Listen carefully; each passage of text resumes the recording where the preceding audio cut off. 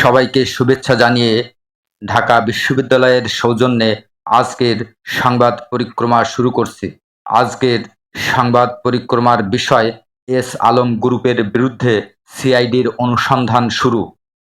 Bank লুট, অর্থ পাচার সহ নানা অভিযোগে সমালোচিত চট্টগ্রাম ভিত্তিক ব্যবসায়ী গ্রুপ এস আলমের মানি লন্ডারিং নিয়ে অনুসন্ধান শুরু করেছে পুলিশের অপরাধ তদন্ত বিভাগ, সিআইডির ফাইন্যান্সিয়াল ক্রাইম ইউনিট।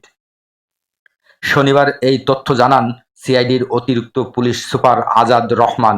তিনি জানান, এস আলম গ্রুপের মালিক মোহাম্মদ সাইফুল আলম সহ তার সহযোগীদের বিরুদ্ধে প্রতারণা, জালিয়াতি, ওভার ইনভয়েস, আন্ডার ইনভয়েস ও সংঘবদ্ধ অপরাধের মাধ্যমে হুন্ডি কার্যক্রম পরিচালনার অভিযোগ রয়েছে।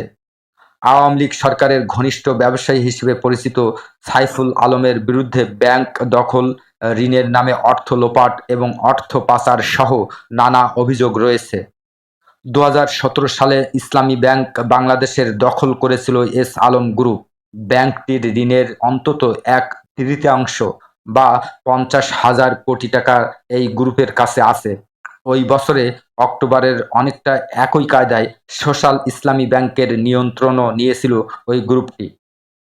ব্যাংকটি থেকে প্রায় ১৫,০০০ কোটি টাকা নিয়েছে এই গ্রুপ। সিআইডি কর্মকর্তা আজাদ রহমান জানান, সিআইডি প্রায় ১,১৩,২৪৫ কোটি টাকা বিদেশে পাচারের বিষয়ে অনুসন্ধান কার্যক্রম শুরু করেছে। বিভিন্ন সূত্রে সিআইডি জানতে পেরেছে, এস আলম সহ সন্দেহভাজন ব্যক্তিরা বাংলাদেশের নাগরিকত্ব বাতিল করে মাত্র ১ দিনের ব্যবধানে দেশেই পিআর বা পার্মানেন্ট রেসিডেন্সিয়াল গ্রহণ করেছেন। সিঙ্গাপুর, মালয়েশিয়া ও সাইপ্রাস সহ ইউরোপে বাংলাদেশ থেকে অর্থ পাচার করে নিজের ও তার স্বার্থ সংশ্লিষ্ট ব্যক্তি ও প্রতিষ্ঠানের নামে স্থাবর ও অস্থাবর সম্পদ ক্রয় ও বিক্রয় ব্যবসা পরিচালনা করেছেন। পাচার করা অর্থে সিঙ্গাপুরে প্রায় ২৪৫,৭৪,০০,০০০ টাকা পরিশোধিত মূলধনের ক্যানালি লজিস্টিক প্রাইভেট লিমিটেড নামে প্রতিষ্ঠা করেছেন সাইফুল আলম।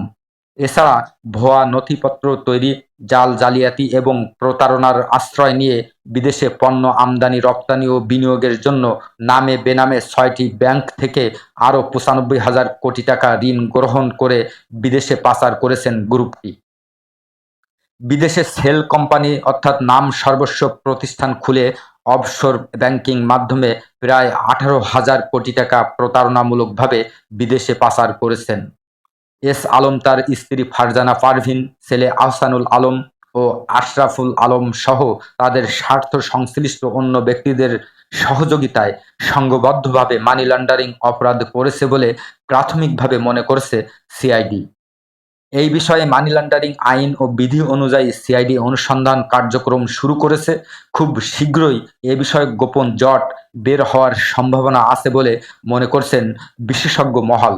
আজকের সংবাদ পরিক্রমা এখানেই শেষ করছি।